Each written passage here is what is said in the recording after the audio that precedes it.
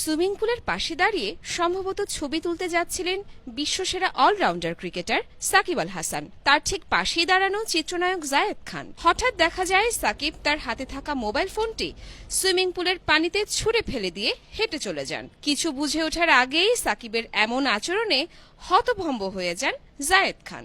ইন্টারনেটে ছড়িয়ে পড়া কয়েক সেকেন্ডের এই ভিডিও ক্লিপে দেখা গেছে এমনই দৃশ্য। ভিডিওটি দেখে ধারণা করা হচ্ছে পানিতে ছুঁড়ে ফেলা ফোনটি জায়েদ খানের।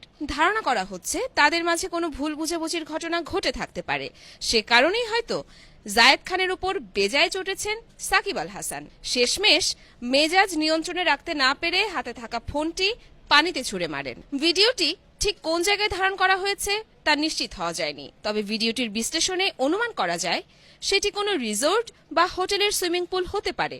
লোকমুখে শোনা যাচ্ছে ব্যক্তিগত কাজে গিয়ে সেখানে সাকিবের সাথে জায়েদ খানের দেখা হয়, তখন একে অপরের সাথে কুশল বিনিময়ের মাঝেই এই অনাকাঙ্ক্ষিত ঘটনাটি ঘটে যায়। যদিও এই ঘটনার রেশ ধরে এখনো তাদের কেউই প্রকাশ্যে কথা বলেননি। সামাজিক মাধ্যমে এই ঘটনা নিয়ে চলছে নানান রকম গুঞ্জন।